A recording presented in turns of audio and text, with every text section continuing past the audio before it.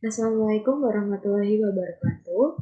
Di sini saya akan menjelaskan mengenai bisnis startup saya yaitu Magic Translator.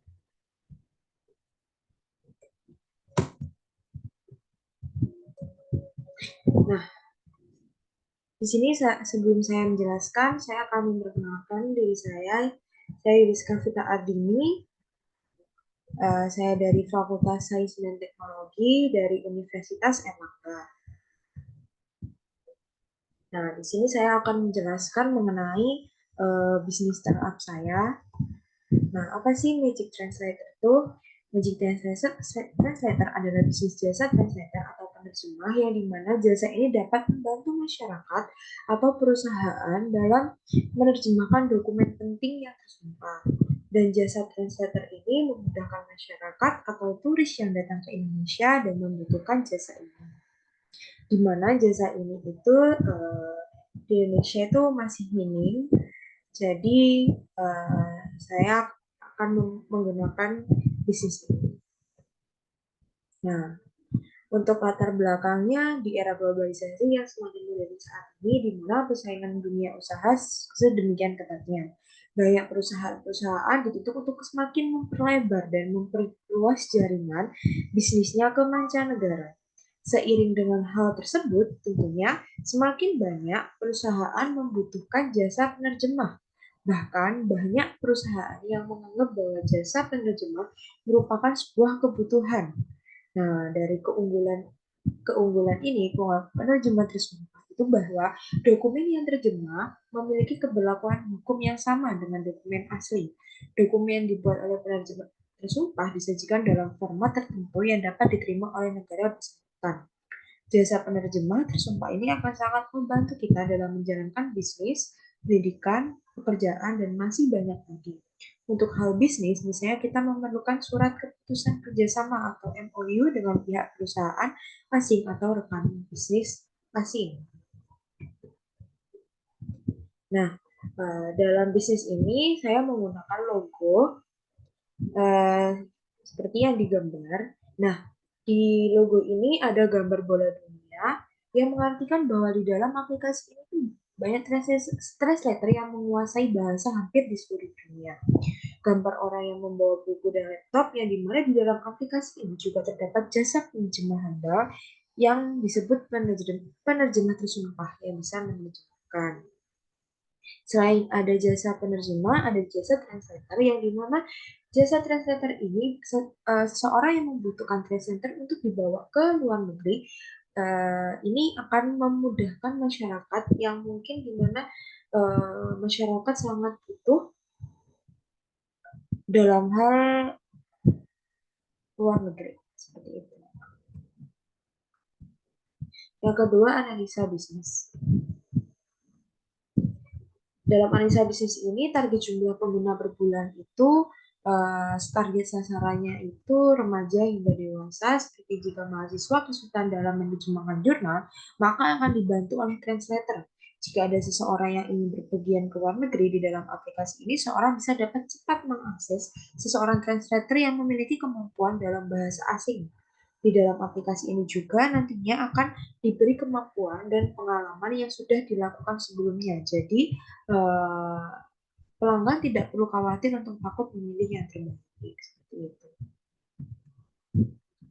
Nah, di analisa kebutuhan ini ada analisa kebutuhan perlengkapan, di mana ada sewa kantor, ada laptop, ada handphone, ada internet, dan ada listrik. Yang ketiga ada produksi. Untuk produksi ini, yang pertama itu ada analisa kebutuhan kerja yang dimana ada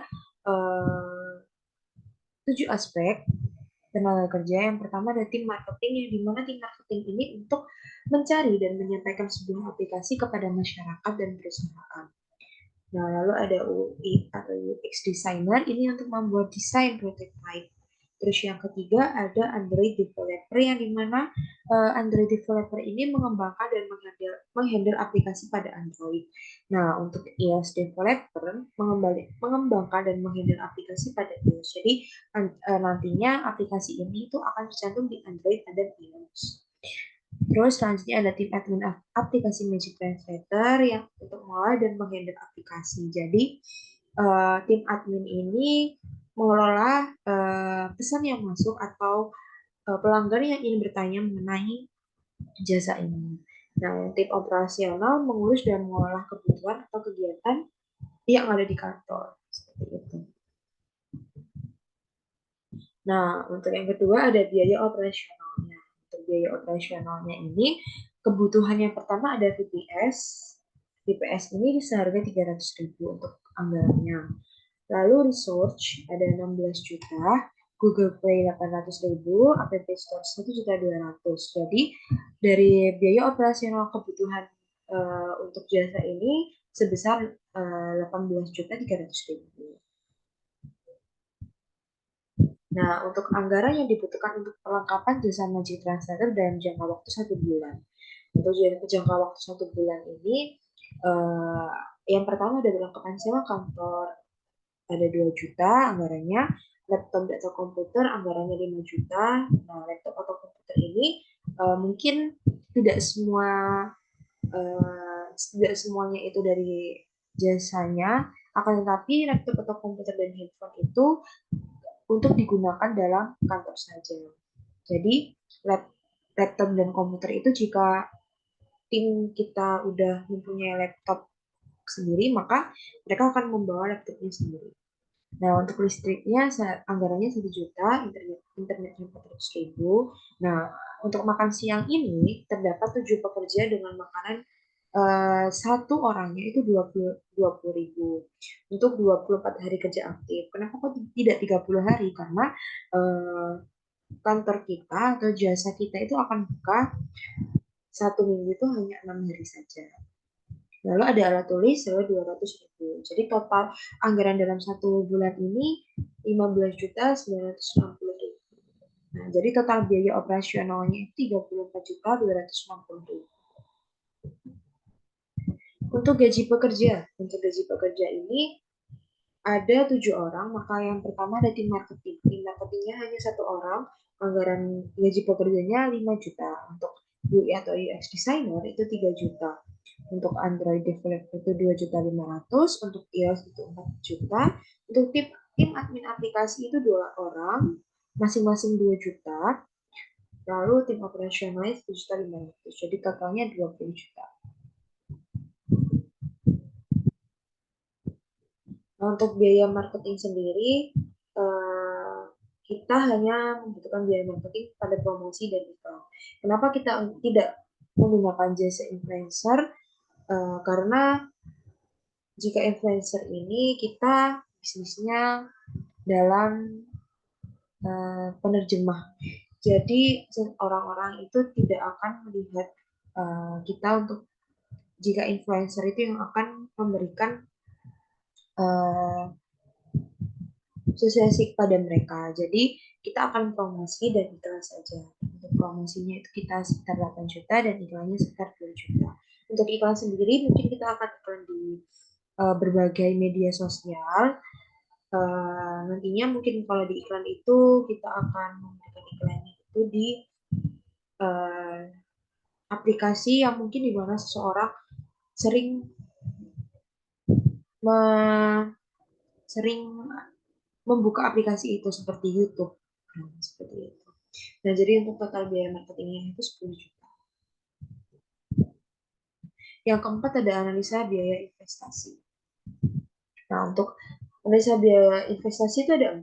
Yang pertama ada biaya sebelum menghasilkan pemasukan. Jadi biaya sebelum menghasilkan pemasukan itu ada biaya operasional sama biaya peralatan. Untuk biaya operasional itu 25.260.000 per bulan dan biaya peralatan. Untuk biaya peralatan itu seperti laptop dan handphone. Nah, itu totalnya 9 juta per 5 tahun. Jadi biaya peralatan ini tidak dihitung dalam 1 tahun, tapi dihitung dalam jangka waktu 5 tahun karena biaya peralatan ini berupa elektronik. Nah, yang kedua ada kebutuhan tahun pertama. Untuk kebutuhan tahun pertama itu eh, biaya operasional dikali 1 tahun dan dikali 12, lalu ditambah biaya peralatannya 9 juta, lalu dibagi 5 tahun. Nah, jadi totalnya untuk kebutuhan tahun pertama itu 304 juta 920 ribu.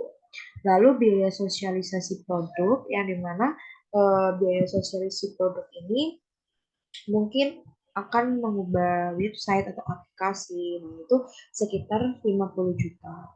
Nah, yang selanjutnya yang terakhir ada biaya rekrutmen pegawai. Untuk biaya rekrutmen pegawai ini anggarannya itu sebesar 200.000. Nah, untuk anggaran 200.000 ini digunakan untuk uh, menyewa menyewa Zoom Premium karena nantinya pegawai akan kita pilih melalui Zoom Premium dan akan kita rekrutmen melalui Zoom Premium. Nah, untuk total biaya investasinya adalah 355.120. Nah, yang kelima ada prediksi perkembangan. Untuk prediksi perkembangannya, kita hanya memakai analisa pertumbuhan selama 3 tahun. Karena kenapa kita hanya memakai 3 tahun? Karena kita ingin tahu profit kita selama 3 tahun terlebih dahulu. Karena kalau misalnya langsung banyak, nantinya takutnya kita ada terkendala di tahun-tahun selanjutnya. Maka dari itu kita mengambil analisa pertumbuhannya itu sedikit-sedikit, yaitu selama 3 tahun. Untuk analisa pertama, tahun pertama itu kita targetnya aplikasi itu yang menggunakan ada 5.000 pengguna. Lalu tahun kedua ada 15.000 pengguna dan tahun ketiga ada 30.000 pengguna. Nah, untuk tahun pertama itu kita eh, target pendapatannya itu 300 juta, tahun kedua ada 1 miliar dan tahun ketiga ada 3 miliar.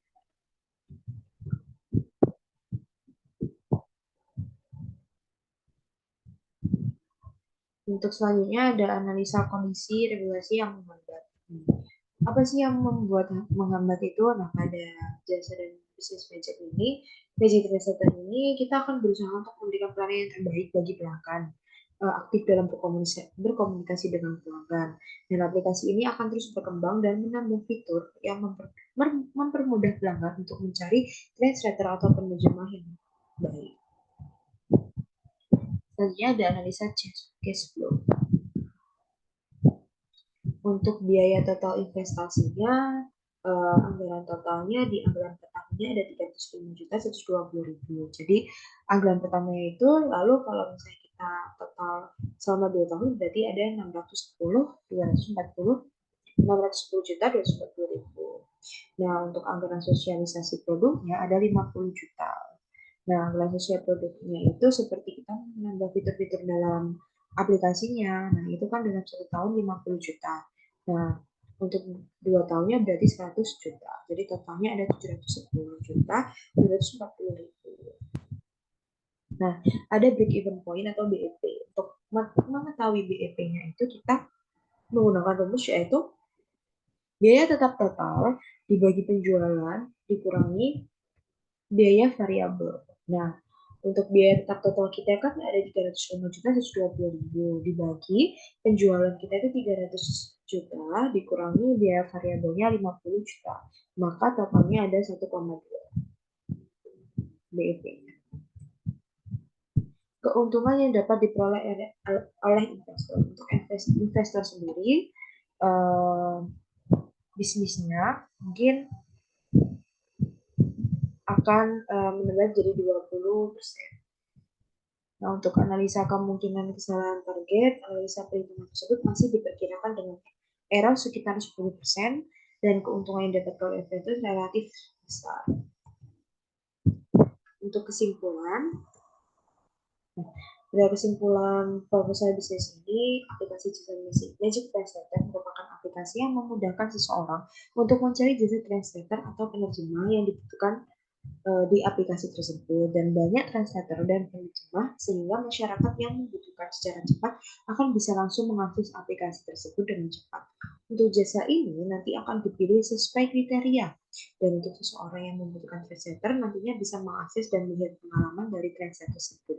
Jadi nantinya pelanggan itu akan mengakses banyak translator atau penerjemah yang dimana translator itu mungkin akan banyak pengalaman, lalu banyak banyak banyaknya rating untuk translatornya seperti itu.